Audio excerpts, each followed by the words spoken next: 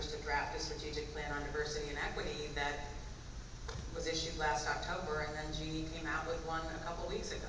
It feels a lot like that. It's a skill that I would want to see in somebody who's leading a district this dynamic and diverse. The task force on diversity and equity was advisory.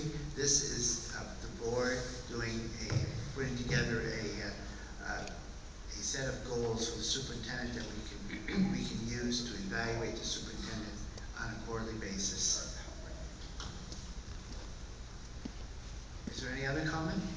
Mr. Truman? To me, Jill, this goes to the point that I was making earlier.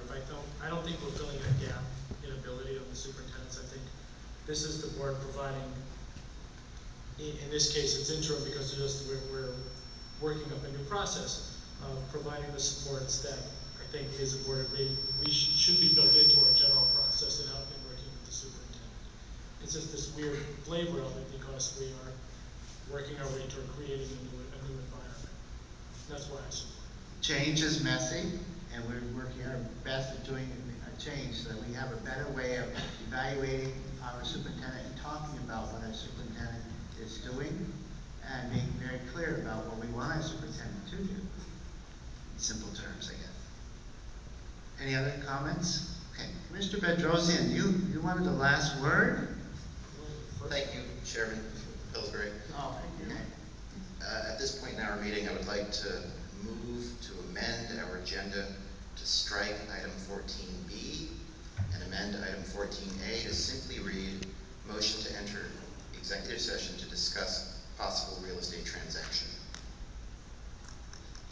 Is there a second to that motion?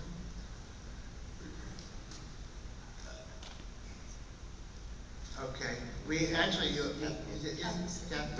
Jason? With the same process we went through last week. Want to speak to that, please?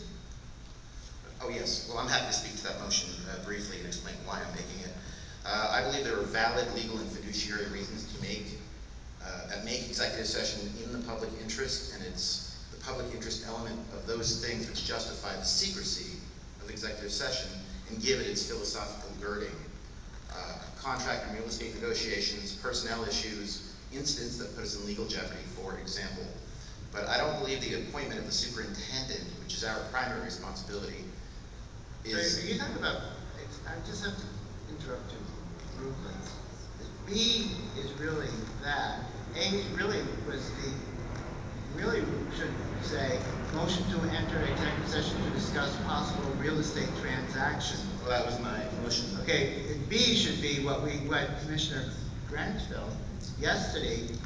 So A is really wrong. Well, it was wrong to begin with, but I'm amending it to correct it, and I'm also moving to strike item 14B. Oh, okay. And for these reasons, that I don't think an executive session is necessary for the discussion of the superintendent's contract extension or non-extension. As I was saying, the appointment of the superintendent is our primary responsibility, and we are a public political body. This is not the same as a personnel issue where a staff member or a teacher has an incident or wants to discuss their contract.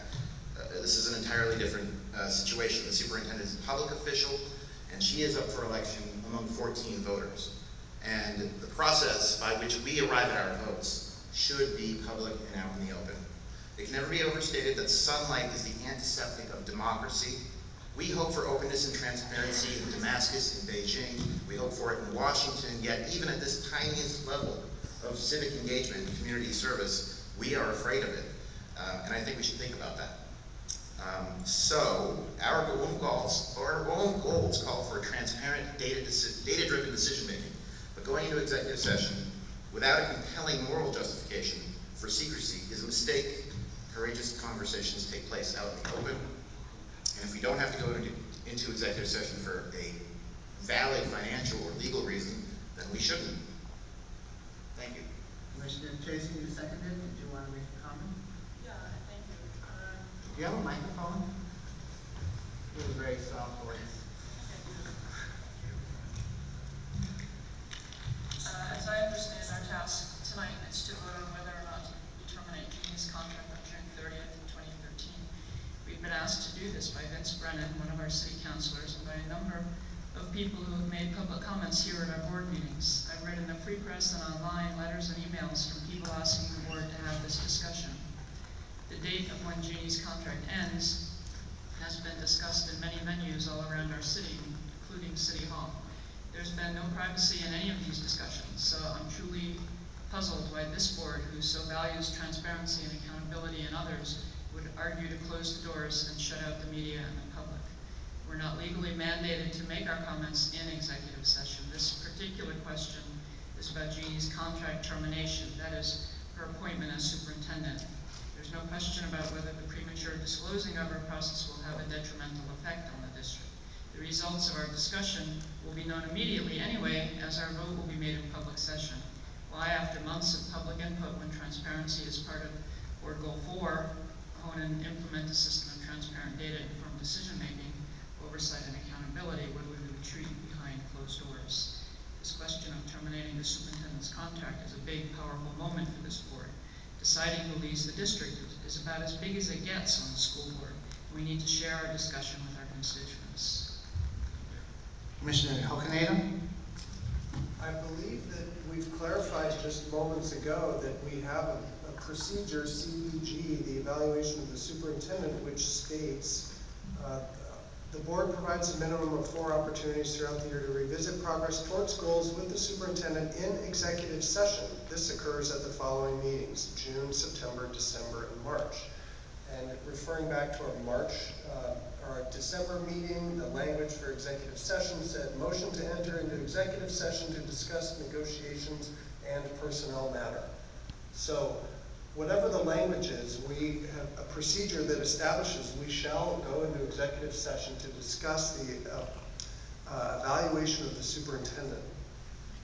Commissioner Evans? I would have said the exact same thing, and I question why the same person who brought up the motion about whether or not we were going to go into executive session and we voted and there was a majority could actually bring another motion to undo the motion that already was voted on by a majority that we would go into executive session. I would like to add that I'm not going into executive session to vote about terminating Jeannie's contract. I'm not taking direction from the public about what my job is. Executive session is clearly meant for discussion of personnel issues, and discussing Jeannie's performance and her performance evaluation is definitely content for executive session. And to be perfectly transparent and accountable to my constituents, I've been asking for an executive session about Jeannie's performance evaluation since sometime in early March. So, Commissioner Chasen? Two things. This motion that was put on the agenda yesterday is not about an evaluation. It's about terminating Jeannie's contract. We're not going into executive session to do an evaluation. We did the evaluation before. So the evaluation language doesn't hold up. And I believe the vote yesterday was just to put this on the agenda. We didn't discuss it. Commissioner Bajosian? I actually have a point of order. I believe we followed the same thing